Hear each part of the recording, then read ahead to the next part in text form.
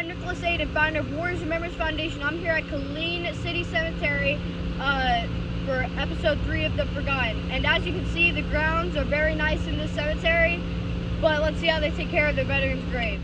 I'm here at the flagpole. The flagpole area looks nice and the flagpole looks nice, but the American flag has a rip in it and there's no Texas flag, but obviously you don't have to have a Texas flag. Found our first veteran, Sergeant Smith, and as you can see, the elements are starting to ruin his marker, and if nobody does anything to preserve his marker, then no one will be able to read his name or what wars he served in, and probably not even know that he's a veteran or not. We found our next veteran. This is a footer, and as you can see, it's starting to be buried, and same thing like our last one, the elements are starting to make it unreadable, and if nobody does anything to preserve this, then no one will know that he's a veteran, and everyone will just forget who he is. So we found our next veteran, Pike.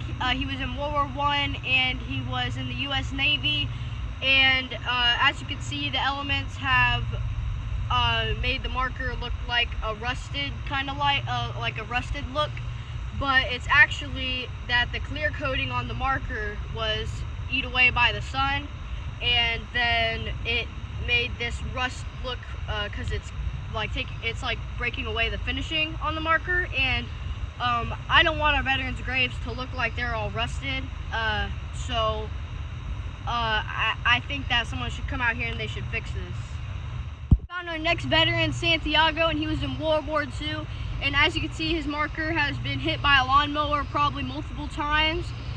So for all you groundskeeping people that are watching this, make sure that you're not hitting the grave markers like this, because this is what happens. They'll just start to crack away, and if you're a next of kin of any veteran and you have a marker like this, or any like even it's upright or anything like that, if it's damaged, then you can get a free one from the VA. Found our next veteran, Bertus Thomas King, and he was in the U.S. Army.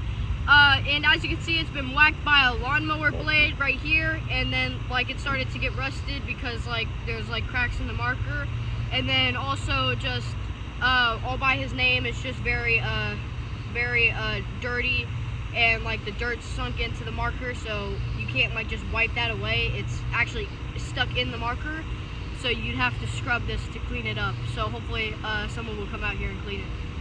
Veteran Albert. This family actually mounted it onto a piece of concrete that was slanted at a little slope, so it doesn't sink as easy. But as you can see, it's starting to turn sideways, and from the mowers, the grass clipping is starting to cover it up. So eventually, after a couple of years, this will start to just turn completely sideways, and then it'll just sink.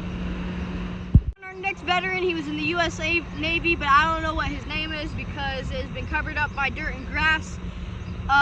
So this is actually not because of the lawnmowers covering it with grass clippings. It's actually just because it has sunk this way, toward me in the ground, and then the dirt covered it up, and then the grass grew on it, so you can only see this part and not where his name is. Our next veteran, Sims, he was in the U.S. Army and served in World War II. And as you can see, this was hit by a lawnmower and nobody cared to put it back in position, so now it is sinking. And also the elements have just completely, like most other marble markers in this cemetery, it's been completely covered in dirt.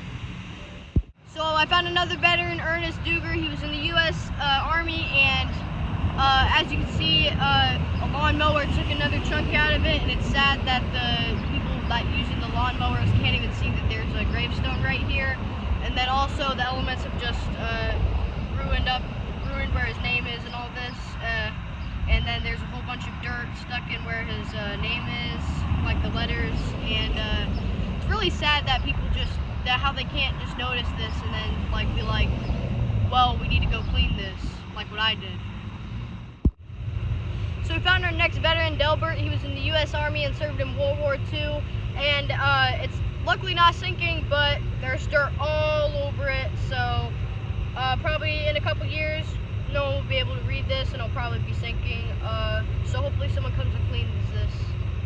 While of searching, we actually found a veteran's gravesite that actually looks in good condition with the like how the marker looks. But as you can see, this is sinking backwards and it'll need to be reset. And if it's not reset, then it'll either fall backwards or it'll just sink in the ground. So I normally do the ratings outside, but it is very hot outside, so I'm gonna do it in my car, well, my dad's car. But I rate this one a 5 out of 10 because the markers look very bad and they've been hit by lawnmowers, some of them.